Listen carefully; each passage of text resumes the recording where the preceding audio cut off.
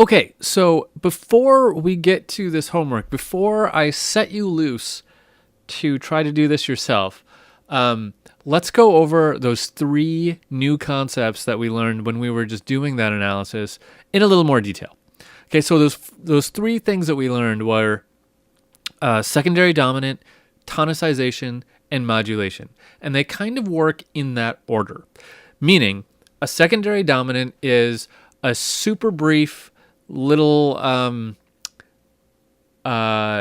distraction, let's call it, from the key that we're in. It's got a note. It's a chord that has a note out of key that leads us to another chord, which may or may not be in key, but eventually leads us back to what were our original key. So it's not a modulation to a new key. It's not anything like that. It's just a temporary distraction. I think distraction is a good word for this. And then the second one is tonicization. That is when we actually go to a new key, but we don't stay there. We're only briefly there. And then the third is modulation to a whole new key. So let's talk a little bit more about those three things before you dive into trying to do this on your own. So here we go. Secondary dominant. So I've set up here something. Let's just analyze this. I'm back in our master example file, by the way, if you want to look at it. So let's just take a look at this chord. So we're in C major. So we're going to call that a 1 chord, right? C major. Right? Nothing weird about it. Great.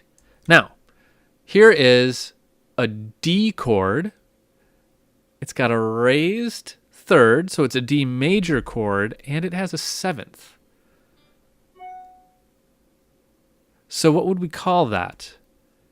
Well, the easy thing to call it would be a major 2-7 chord. That's literally what it is, right? Okay, let's roll with that for just a second. Let's go on. So next we have this chord. If we look at it, we're going to see G, B, D, and F, right? So that's just a good old 5-7 chord. Nothing weird about that.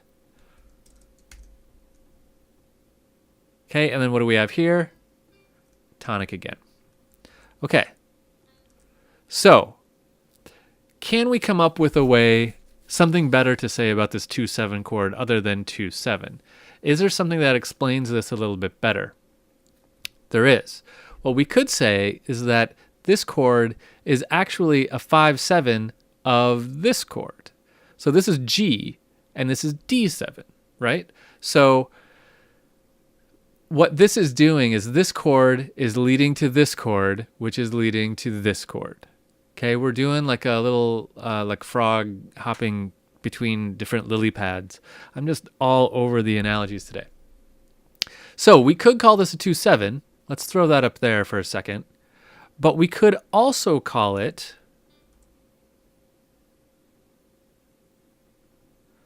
a 5-7 of 5. So this is what we saw in the Bach. And what we'll do here is let's make a little line.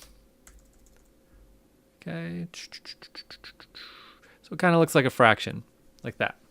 5-7 of 5. Now what that means is, so we have a 1 chord, and then we have a chord that is 5-7 of the 5 in the key. So this lower one is in key. So if we didn't know anything else and we just saw this chord out of context, we saw someone that said 5-7 of 5.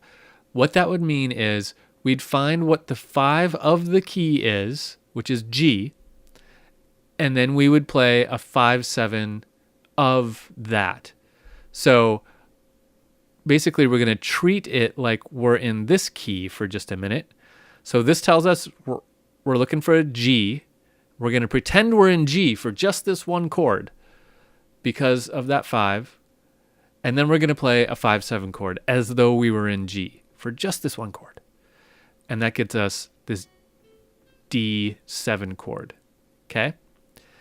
Now, 9 times out of 10, maybe more, the next chord is going to be whatever was down here. And there we have it, right? This doesn't need a 5 to be a 5/7 of anything because it's a 5/7 of our key. It's effectively 5/7 of 1, right? Same thing. This is 5/7 of 1, but we would never write that. We would never write 5/7 of 1 because it's redundant. If we just write 5/7, that means 5/7 of 1. This is 5/7 of 5. So that's how a secondary dominant works. It means it's a dominant chord of a temporary little distraction, a temporary key. So one more time, we take the bottom chord and we pretend like we're in that key for just this chord, and we play what this says above it. Now, you'll often see these as 5/7 of something. 5/7 of 5 is the most common one to encounter. But sometimes you see like 5/7 of 4, 5/7 of 6. That's pretty rare, but you see some of the other ones. They can all exist. You sometimes see 7 of 5, meaning the diminished chord of 5. So that would look like, let's go over here and let's change this to, so this now, that doesn't work. This is now what we would call 7 of 5, right? Because this F sharp, A, C, E, and we don't even need to have the 7th there. It could just be a 7 of 5 without the 7th. That's allowed. But this is a leading tone 7 chord, diminished 7 chord of 5, of G, because it's F sharp, right? So we could have that also.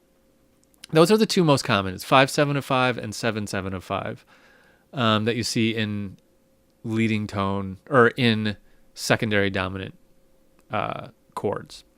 So we'll see more of these in the future, but I wanted to introduce them now because we hit a couple in that Bach analysis. So what a great thing to take a minute to learn.